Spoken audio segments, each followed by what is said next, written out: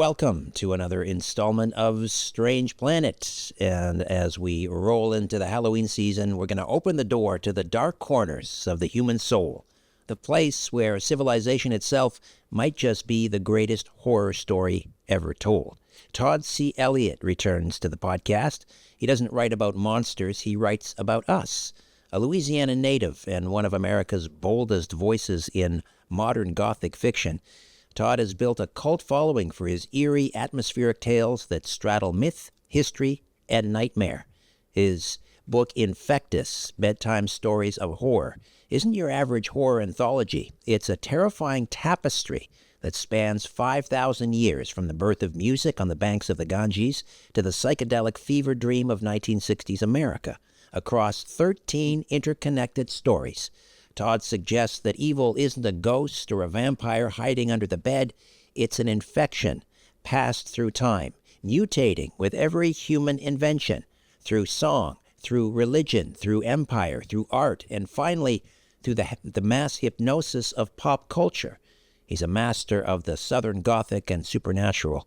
Elliott's storytelling draws comparisons to Stephen King, H.P. Lovecraft, and Anne Rice, yet his voice is entirely his own, lyrical, cinematic, and soaked in the haunted humidity of Louisiana nights. He's also the author of A Rose of Many Other Names, Rose Cherami and the JFK Assassination, and groundbreaking nonfiction investigation that unearthed one of the strangest and most overlooked connections in American history.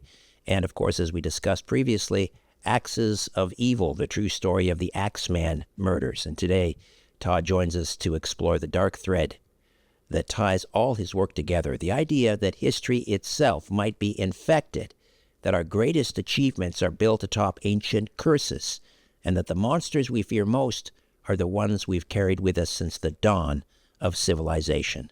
Todd, welcome back to Strange Planet. How are you?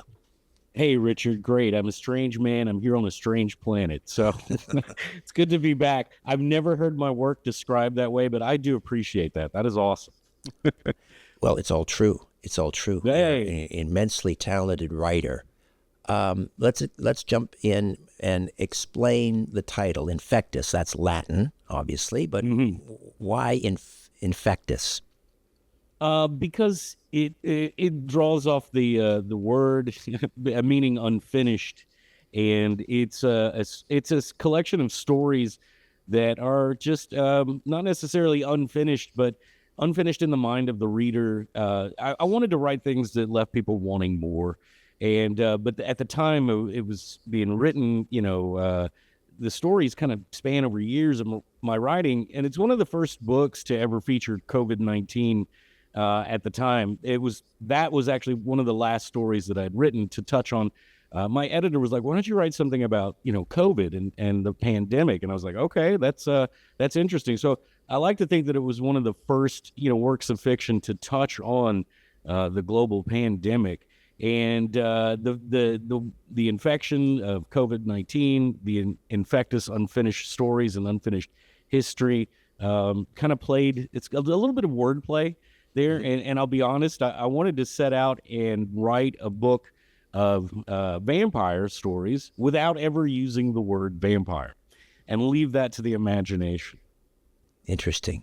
So this idea that evil isn't just a monster, it's a contagion, it's an infection, it mutates through time. What inspired you to see evil not as a force to be fought, but as a virus that humanity carries forward? Well, it was kind of stemmed from nightmares, whereas you sometimes have to embrace the dark side of your subconscious, and we all have a dark side, and the only way that we know there is a dark side is because there's a light within us. And I wanted to shine a light on that darkness. And some of the stories were based on nightmares that I'd had, actual nightmares, and some stories in particular based on history. And then there's one story in particular, it's called Good Bones, and it is based on an actual haunting that one of my family members had experienced in a home that they grew up in. And I basically interviewed someone for that. I mean, it's fiction, but this was based on an actual account, an actual haunting And I thought that was very interesting to bring to the reader as well. And the stories, they start 5,000 years ago and travel, through time. And so it takes the reader through time and even past COVID-19 and into the future. But the one thing that remains constant is that evil, that the one thing that we draw upon, sometimes out of fear. So your stories, as you mentioned, it begins 5,000 years ago with the birth of music in ancient India. It ends in modern America. Let's just talk about that first chapter for a moment. Is that based on actual like Vedic mythology, or is that did you create that from whole cloth? Well, no, it is. So the Vedic mythology, in touching on Hindu mythology and things like that. It's basically I wanted to write an East Indian or Hindu Hansel and Gretel. That's far more terrifying. That's basically what it is. But I touched on what doing research, finding out that what we might consider vampiric or vampires even existed in ancient India, where they called the Vatalas. And the Vatalas are basically essentially vampires. And that seems to be a common theme as human beings. Those living folks on this planet seem to fear the dead for some reason. And that has always been a part of the human, I guess, condition and where we get a basis for our mythology to think upon the sheer terror of the dead coming back and feeding off of us was something that I wanted to explore. And it took me to ancient India, and they're based in a city that still stands today as one of the oldest cities in civilization. And I just kind of threw in the birth of music there because, Greek mythology touches on that. And also Greek mythology touches on a lot of horror as well, and monsters and demons and certainly evil. But I like to think that the ancient Greek were inspired by even more ancient writings and civilizations, such as the Egyptians and the East Indian people. Right. So in the first story, this is the moment a young boy or man, let's say, discovers music, and it instantly awakens a demon. Do you think art and creation always come with that price, that inspiration itself might be dangerous? I don't know if it's dangerous. I think it comes from a place of pain. A lot of art, a lot of music comes from a place of pain, which you might consider to be a dark side of yourself. And to sometimes, get that darkness out by music, by expression. I don't think it's. I don't know if it's all in the eye of or the ear of the beholder, as it were, when it comes to music. I think it helps people. I think pain and misery helps others, especially when it comes out in the form of music. And I think that's kind of what I was drawing upon there. But I wanted to. It's interesting that you point that out. Like, yes, it's very possible that it was either demons, drawn by the music, and it kind of touches on the animal kingdom, reacting to the advent of fire and the advent of music, something alien to animals because they do not create essentially music per se. Birds sing, but that's a territorial thing for them. But yeah, and I thought that was what it is the demon is basically the old world. You're going to see that theme run through these stories as you go further and further throughout the civilization and history. Right. So from ancient India all the way up to Beatlemania, and I want to come back to that in a moment because it really resonates with me, and I'll tell you why in a moment here. But that your horror seems to trace this one unbroken infection through human history. Are you implying there's a single intelligence behind it all, a kind of dark consciousness steering our evolution? Well, yeah, I think the darkness in our history and our civilization is what keeps us striving to reach for the light. This it can't be all dark and it can't be all light all the time. So I think that's what I was wanting to touch on there. I guess philosophically speaking, and yeah, I do think there's somewhat of a singular consciousness when it comes to fear. It is completely the opposite of love, and it is something that is instilled in people. And in a lot of history, even when we spoke about the Axeman murders, those stories were passed down, um, to children, and why? Growing up in Louisiana, we were told of a werewolf creature known as the loup-garou or the rougarou that was brought from France into the New World. And essentially, this became a way of, once again, making kids go to bed at night and staying in bed.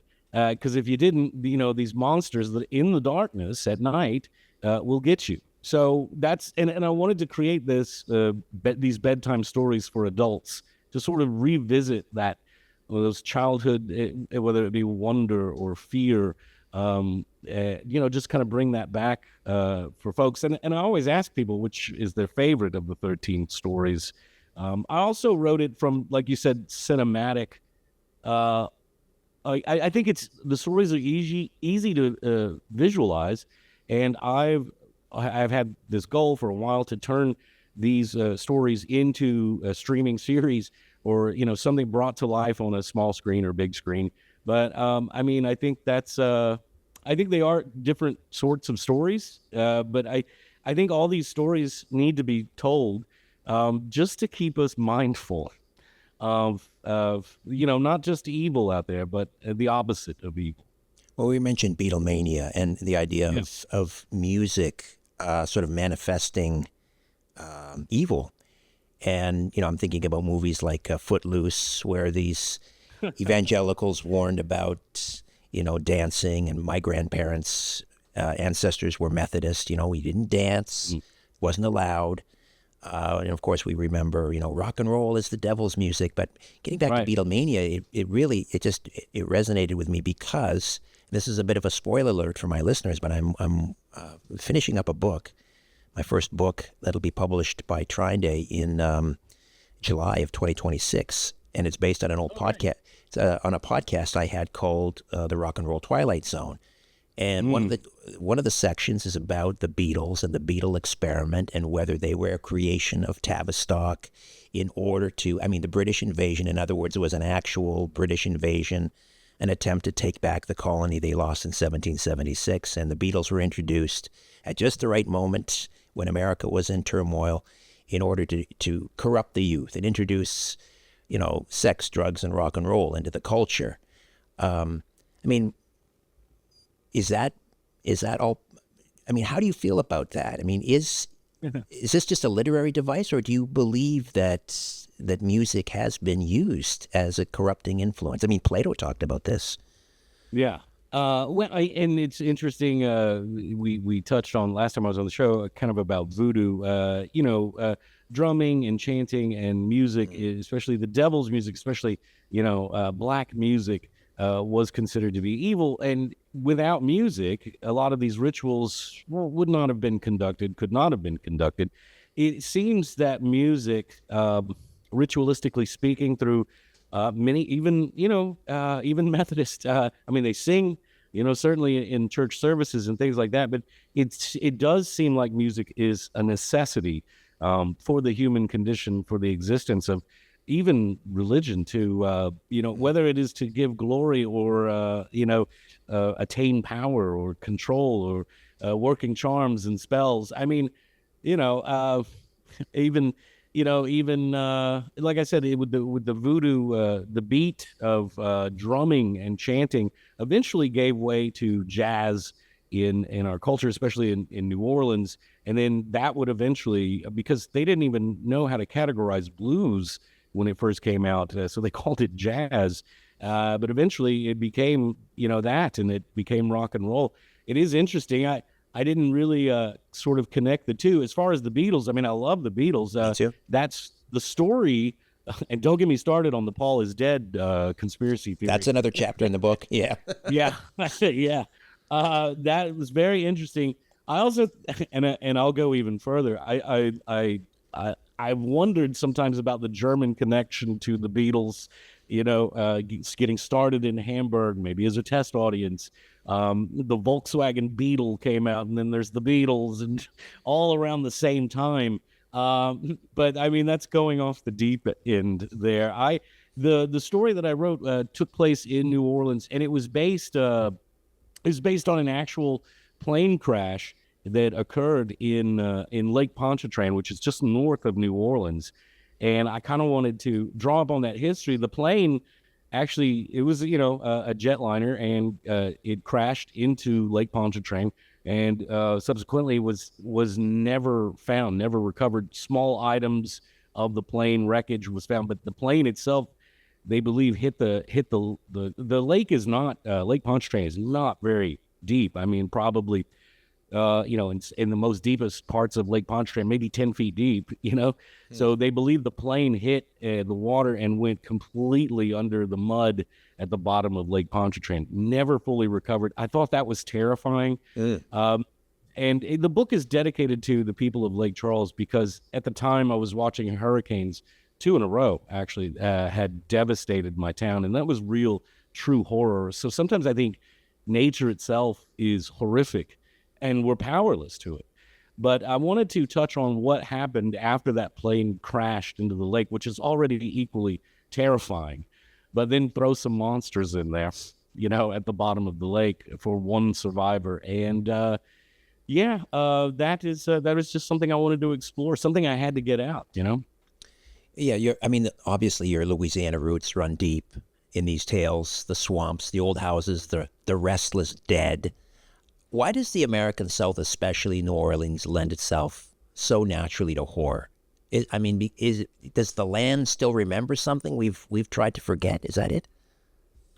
Yeah, I think so. I think, and I've talked about this before. I was a host of my own podcast. It's just a theory that I have, but we are surrounded by water. New Orleans was essentially an island at the time, completely surrounded by water. And you have to realize that in 1718, New Orleans was founded. The whole city was the French Quarter at one time. Now, eventually, the French Quarter became surrounded with medieval-style walls that were built up around, what is the French Quarter today. That's the original part of the city. But everything outside of the wall of the French Quarter was water. And the thing about water is it is significant because in every major religion, water is seen as some sort of spiritual conduit. In other words, when a baby is baptized, they're putting water on a child's head. They're putting water on an infant's head to put the Holy Spirit, to transfer the Holy Spirit, the power of the Spirit into this child and bless it. In voodoo, water is the most pure of substances used in rituals. It's not always rum. Sometimes it's never rum. But water is significant in many major religions, and even like M. Night Shyamalan will use that water as sort of a pure force. And if you think about it, the planet is a water planet. It is mostly water. We ourselves are mostly water.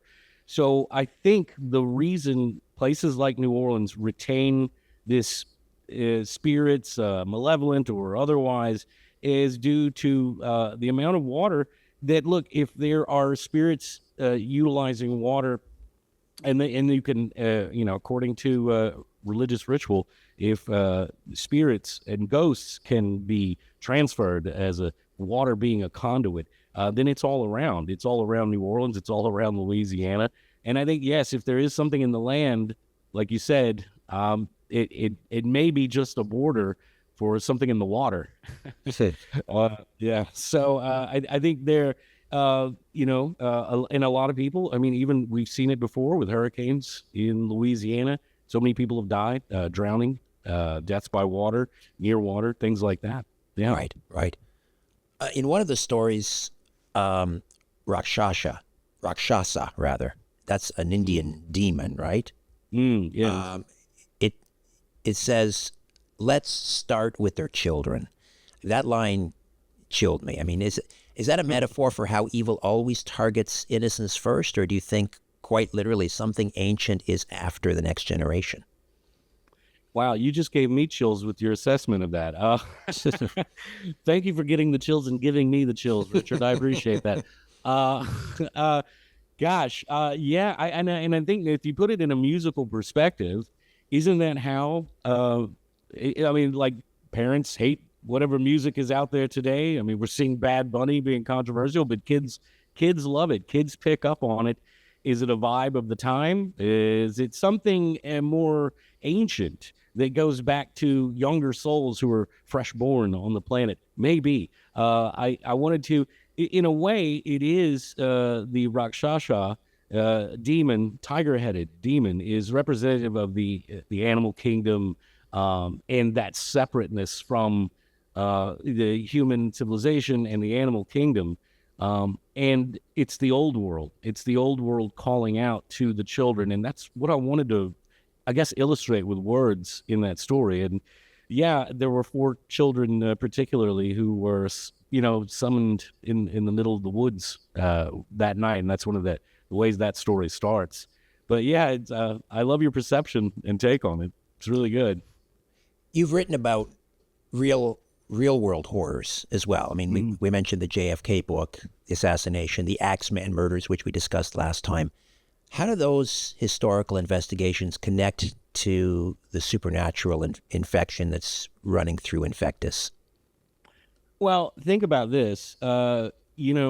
America, in other words, my mother's generation, everyone after President Kennedy was assassinated gathered around the television set, and they were transfixed by what they were seeing. And for the first time in American history, you witness a live murder on television.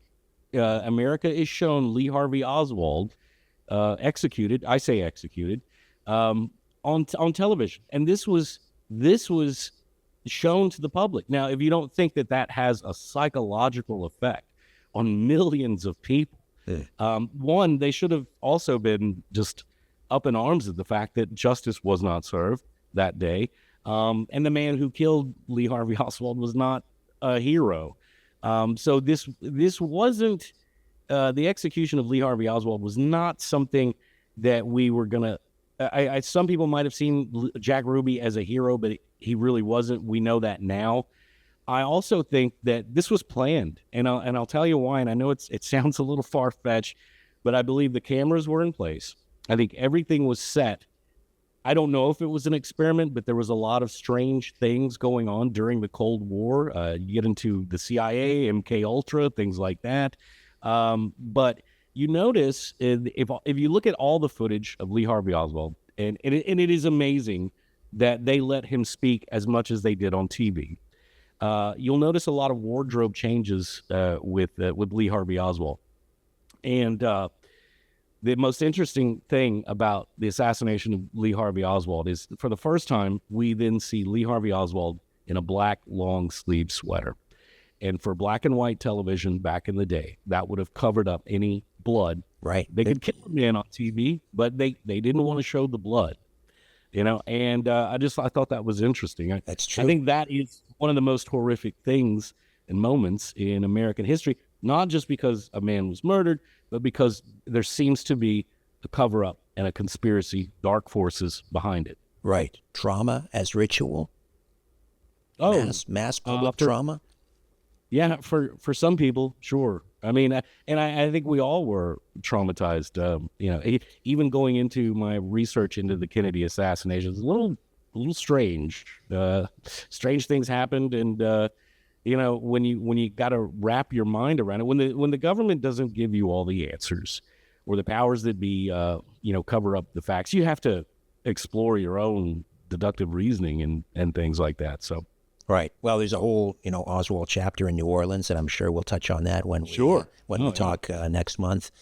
Again, there's a sense throughout Infectus, the infection, I keep coming back to this, but the infection moves through music. The first story, the first sitar, moving on to the birth of jazz, the hypnotic rhythm of the 60s. Do you think sound itself can open gateways to something otherworldly?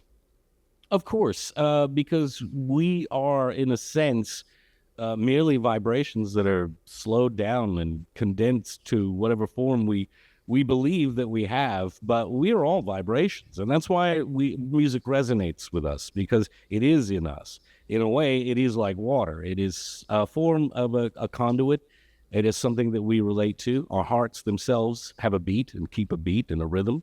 And depending on what we are doing at the time, that tempo can change. And so I wanted to up the heartbeats a little bit with some of my writing. And it sounds like with you, I have. So thank you, Rich. Absolutely. But yeah, no, it is interesting though. I never went in. Not all of the stories center around music. But I will definitely applaud you for kind of solving that. That was a bit of a mystery in the whole book.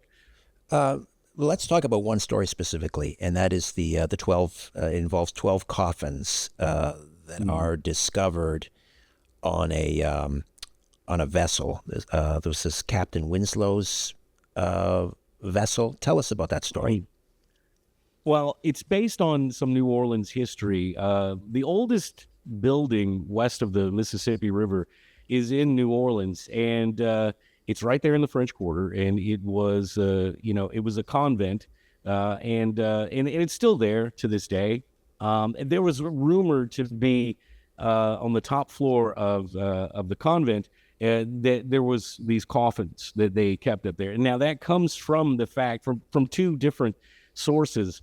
They were bringing women to New Orleans because they didn't have a lot of women in 1718. So the French government decided, look, we need to populate New Orleans. Let's send all these arrested prostitutes who are in prison. Let's send them to New Orleans.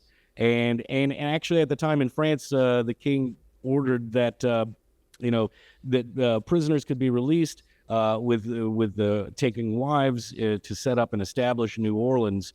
And the convent there, the sisters were largely in charge of kind of grooming these ladies of the night into upstanding citizens and mothers eventually of New Orleans. A lot of them traveled with these what they called cassette little travel bags that resembled coffins, or all their belongings were in boxes. But there at one time, the waterfront of New Orleans was so dangerous, such a dangerous place to be, that if you had pirates, and they did, hanging out down at the docks for the city, and going back in New Orleans' history, gosh, you see even from the very inception of that city, we're seeing people that are being trafficked, kidnapped right there on the docks, and it was a dangerous time. And people say, New Orleans is such a dangerous city now. I'm like, what do you mean now? It's always been dangerous. I mean, really. And so the one way that they could get these, they started for the church's sake and the nunnery, as it were, the convent. They wanted pure virgins, young women brought into the city. Now that was a dangerous thing to do, especially by ship in New Orleans in the early 1700s. So the rumor was that a lot of these girls were placed in coffins on the ship and unloaded from the ship in coffins, and that any pirate or anyone down there that might have seen this were like, "Oh, that's the plague. I'm not going to go there. I'm not going to touch that." And that it was reported, and there's so much lore, folklore in New Orleans and legend, and the city thrives on that. But it is said that a lot of witnesses noticed that one day at the convent they were bringing all these coffins in to this place, which there's actually a church right there on the grounds, and that they were put on the top floor in the attic, and these windows are bolted shut, or they were sealed shut with, and you could still, they have wooden shutters still to this day on that building. And so that I grew that story on that idea that, wow, what if there really were, and this whole thing was the idea that the King of France, they had discovered vampires in Eastern Europe, and to protect the king, they sent them to the New World to get them far away from the royal family and locked up in a place in New Orleans. And so I kind of played with that little, but it is fiction, based on actual folklore. Right. And so these were these 12 coffins were from Vlad the Impaler's tomb, apparently. So they were like Yes. essentially weapons, right? Right, right, A right. corpse as a weapon. Interesting, because New Orleans, one of, if not the most important port in the United States, Sure. sort of thinking of it as not be too graphic here, but an orifice, allow as a passageway for infection. Oh yeah, yeah. Without a doubt, New Orleans is what you might refer to as a portal city. Strangely enough, and last time we were together on the show, I mentioned Aleister Crowley, and that's a lot of people say Aleister Crowley, but his, if you want to be correct about it, his last name was pronounced Crowley. Everybody always says Crowley, even Ozzy Osbourne. So, but there was when he was in New Orleans. Early 20th century, it is said that he conducted a ritual to open a portal in that city, and that there were spirits and non-human entities that were then reported around that same time. It is believed that Crowley, Alistair, opened a portal and never closed it, and that's why it's sort of a spiritual transient city with non-human entities moving through and living people all the time.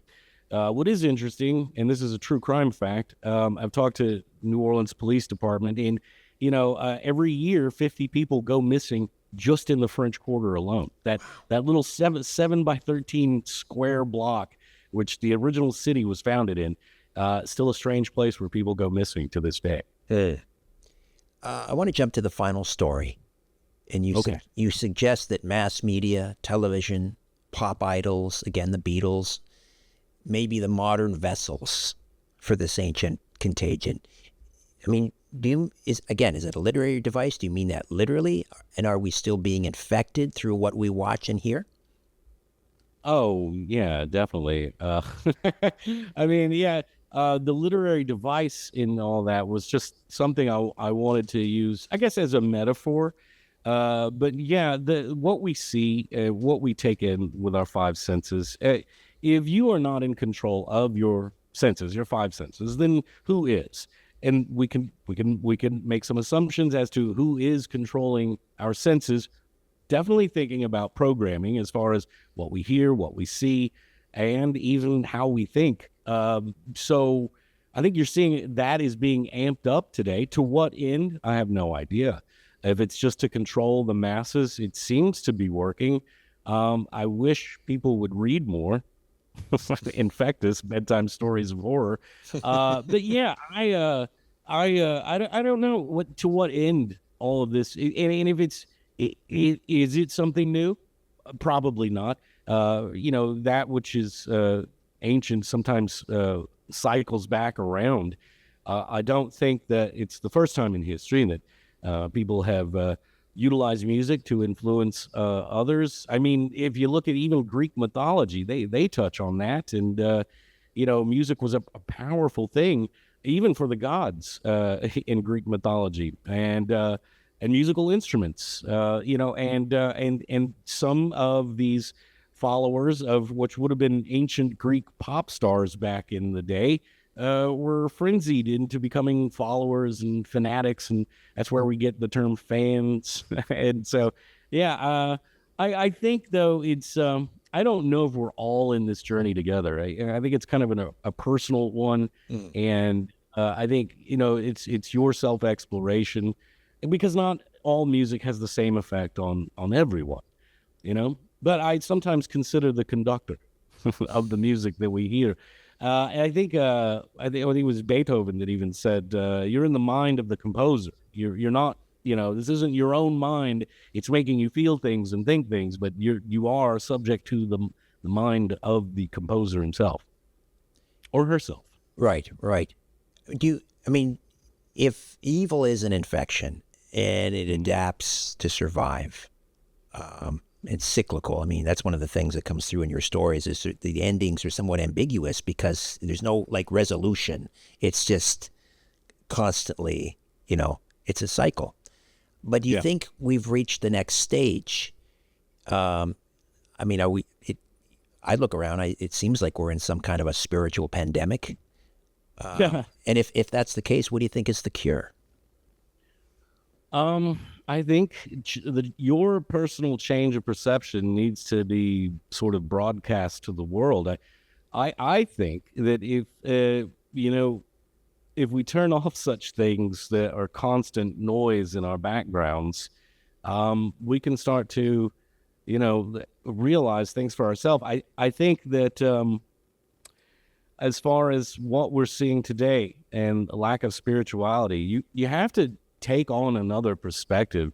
You have to think for a second, well, maybe I don't know everything. Maybe I'm not right all the time. And maybe that which I perceive as good and holy is the complete opposite. So, and that's sort of a moral that kind of runs through ancient text and history itself. We are sometimes led to slaughter by outside forces, outside of ourselves. So I think getting inside of ourselves is the cure, but not in an insulated from society sort of way. I think social media has and the internet has really insulated most of the public, and I think that the way that we're going to cure this evil that's out there is coming together. I know it sounds cliche, but really, getting out and about, having social interaction, face-to-face meetings, and experience, life. And it's not that you only get one life to live. You live every day. You only die once. So I like to think that if you are only going to die once, you might as well make it a great life and a good death. Well put. Well put. So again, the infection in the book, it jumps from myth to empire to media. What if that's not metaphorical? What if this is the same force that manipulates politics and culture? Maybe, I think you hinted at this, faith itself. Yeah. Yeah. No. I mean, look. Yeah. I think that we create evil as human beings. We've created that for ourselves, and I don't know what it is about what is in the human soul, what is inside of us that brings about that darkness, and why there can't be more light shining in other people's lives. And I don't know if it's because of I think a lot of people cling to spiritual materialism. I think materialism itself is greed, and I mean, just run down the list of the 7 deadly sins. We've got all of that going on right now on a daily basis. So I think to have faith not only in yourself, but something just greater than yourself. That's the problem. Man becomes evil when he thinks he can control everything. Man becomes evil when he thinks he is God or the chosen one, or even playing upon mythology for the masses, because mythology is basically just undocumented history. I mean, I do believe that a lot of the ancient myths that we hear about, especially the Greeks, were based on real people. Maybe even celebrities or pop stars back in the day. I don't know, but I sometimes when I read these series or mythology, I think that these were based on actual events that over the years have changed and evolved. So in that sense, if perception is off, our perception is evolving in a very bad way right now, I would say. So I think, yeah, you do have to have faith in not just yourself, but something higher than yourself. And it doesn't have to be God or a religion. I mean, gravity is a force of nature that is greater than yourself. And if you don't believe me, experiment with that. Right. But don't. Right. I didn't suggest that anyone test gravity out there today. But yeah, I think that's about it. I think. I don't know. I hope I answered your question. You did. I mean, but I guess another offshoot question would be: do you think humanity is too addicted to its own corruption to even want a cure? That is a very good possibility. I think that at one time America was the New World, and now the Old World has infected the New World, and where at one time we might have found a land of people who were civilized by way of ancient peace and understanding and living with the land itself, that over the years America brought about the end of the New World and brought the Old World over to it. So I think the one thing that's going to help people to understand life right now, as it looks bleak, is that you are not separate from nature. You are completely one with nature. The problem is, and this goes back to even, the book of Genesis in the Garden of Eden. At some point, Adam and Eve realized that they were separate from the animal kingdom and they were separate from nature itself. And that's where everything went wrong. You have to realize that you are one with this planet currently, temporarily, for however long that is, and the world around you. Sometimes you gotta go. I would say go out into the woods, and because I practice meditation as well, and you can really get a sense of how you are connected to nature, and it is your nature as well. I'm also sober 20 months now, and I like to think that. I started drinking when I was 16 years old. And for the first time, in 35 years or so, I am, I think, my true self, because I wasn't born drunk, Mm-hmm. and I don't even know why I started drinking. I hated watching my parents drink, but now, once you get back to that clarity, and I think that's what society needs now, a sense of clarity and a sense of a higher power. And I think it's in nature, and it is my nature now that I'm sober, that I'm back to where I was mentally before I ever started drinking, back to my younger self. And so I know I'm getting off the deep end here, but I do think that there is an answer, and sometimes you have to block out the noise. If ever there came a day, as mentioned in the story, the book ends with basically World War III, and the technology is gone. And in the end and final story, it's promising, because it kind of starts over. The Garden of Eden starts over in a post-apocalyptic world between a young man and a woman. And there's no distractions. There's no media. There's no television. There's no internet. And I think unfortunately, it may come about from disastrous means, but once we get back to nature, I think the nature of evil is just, it's within us and our five senses and how we perceive things. So change of perception and change of routine might help folks out there. And if you read Infectus, Bedtime Stories of Horror, that'll help. Absolutely, it will. It'll certainly keep you up. Infectus, Bedtime Stories of Horror. Todd, how do we get a copy? It's on Amazon. You could definitely purchase it from Amazon. I really would like to, I wanted to put out maybe signed copies. I do, if you ever make it to Lake Charles, Louisiana, local bookstores carry it, and they carry signed copies.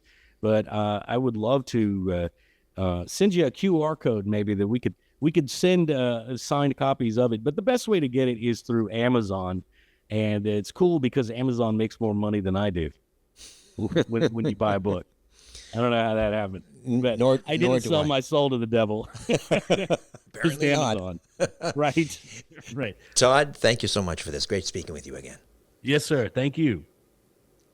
A new Richard Syrett's Strange Planet drops every Monday, Wednesday, and Friday.